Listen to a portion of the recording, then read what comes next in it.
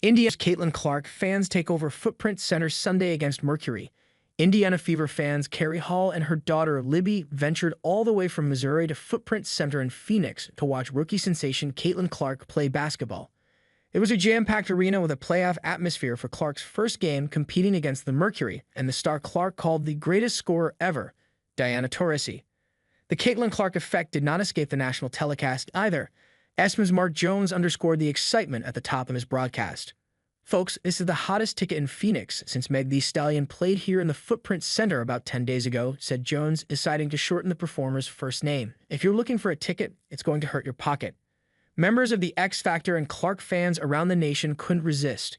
The sellout crowd, 17,071 rowdy fans, packed Footprint to the brim and made their voices heard for what they knew would be a heavyweight clash between two of the biggest names in the history of women's basketball in Clark and Taurasi.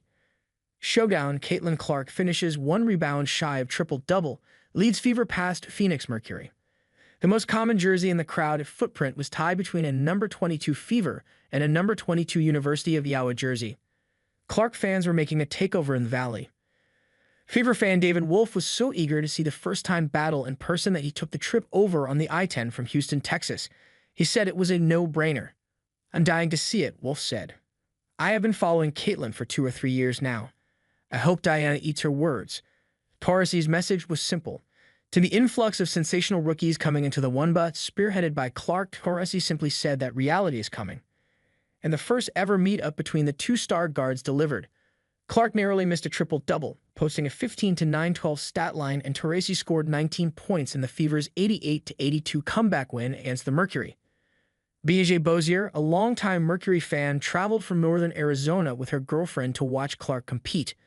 She's followed the WNBA since its inception and has been a fan of Taurasi since the Mercury drafted the UConn standout in 2004. She said Clark has taken her interest in the sport to a whole other level but resents the controversy that seemingly follows the talented rookie wherever she goes. "I think the controversy sucks," Bozier said. "I feel like I have a lot of thoughts about it, but I don't know what direction anything's coming from, and don't know her personally. I think she handles it amazing. I wish she was running for president." Yvette Cantu and her girlfriend Audrey Hicks are both from the Valley but entered Footprint Center with different allegiances. On Cantu's birthday Saturday, she received tickets for Sunday's Mercury Fever game with one hope: to see Clark knock down a three-pointer from Clarksville. "It's my Christmas," Cantu said. "It's like my Christmas gift because it's the only game they are going to play here." Hicks was there to see her hometown team dominate and walk out of the arena with a win, especially with the Clark takeover from opposing fans at Footprint. "I want to see them kick ass. I want to see them kick ass," Hicks said. "I want to see them work together and get their rebounds.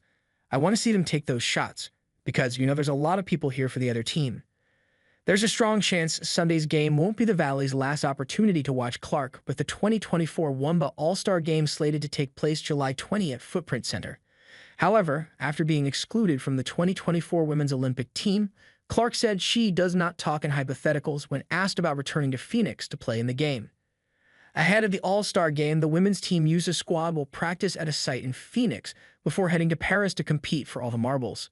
Clark, since the roster was released January 8, has been one of the main topics of conversation involving this year's Olympic teams. Some fans believe the Olympic decision that omitted her from the roster wasn't about basketball. "It's kind of more politics than it is hoop," Wolf said. "I mean, she deserves to be in it just as much as anybody else. I don't think it was the right move, but it is what it is.